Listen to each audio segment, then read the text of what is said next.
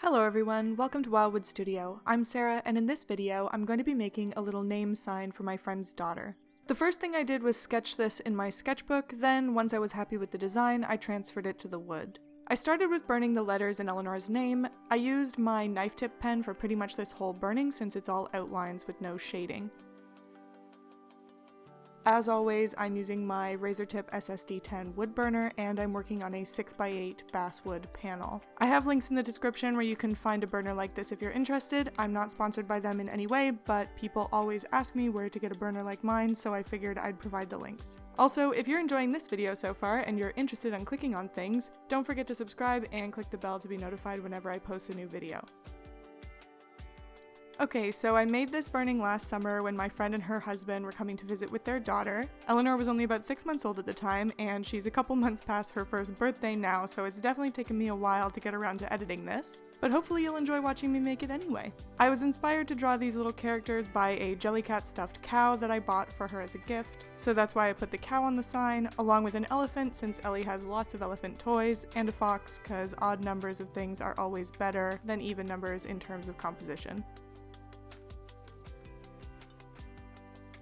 I don't really come up with my own characters very often, so I used a combination of different reference photos of cartoon animals and sketched out something that I thought was cute. The font I picked was just a personal preference. I typed her name out and flipped through a few different things until I found one I liked, and once I had finalized the design on paper, I transferred it onto the wood using tracing paper, and then it was time to start burning. Like I said before, I used my knife tip pen for the majority of this burning, though I did use the ball tip pen to fill in the dark areas in the letters and in the animal's eyes.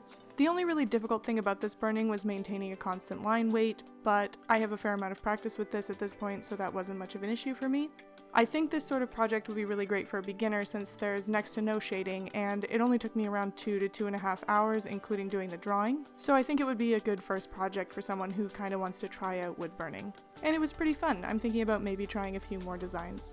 You might have noticed that while I'm burning you don't see a lot of smoke. I get asked about this a lot. I tend to burn on a pretty low heat setting since it gives me a lot more control over my mark making, and it has the added benefit of not producing very much smoke. So if you're just starting out and you find that you're having trouble controlling your burning, you're getting a lot of scorch marks you don't want, or you're breathing in too much smoke, try turning your temperature down and just moving your pen a little slower. It takes a little longer, but you'll have a lot more control.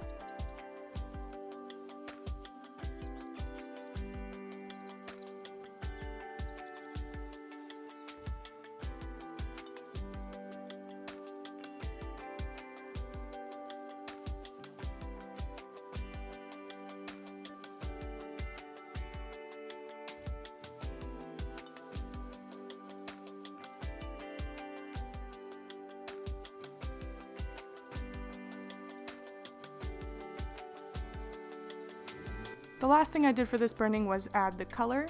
I used watercolor pencils for this as usual because I like the way you can layer the pencils and then blend them together with the water. And wood burning has the nice benefit of creating really clear sections in the wood that the water doesn't really bleed over. This is because the knife pen kind of cuts into the wood as you burn, so it's easy to keep all of the watercolor in the lines.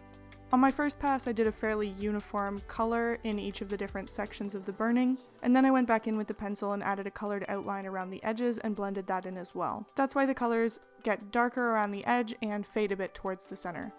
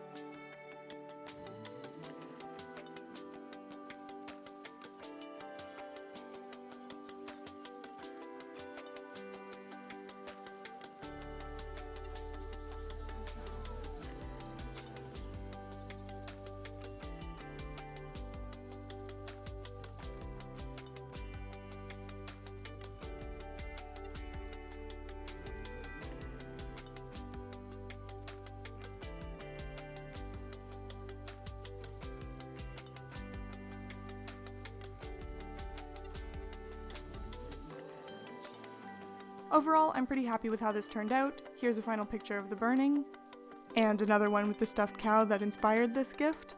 If you liked this video, why not watch another one? It's free. And as always, please let me know what you think in the comments, and if you want to see more of my work, you can check out my Facebook page or follow me on Instagram. Also, please make sure to like this video if you haven't already, and subscribe to my channel so you don't miss all my future art videos. Thanks for watching, and I'll see you next time.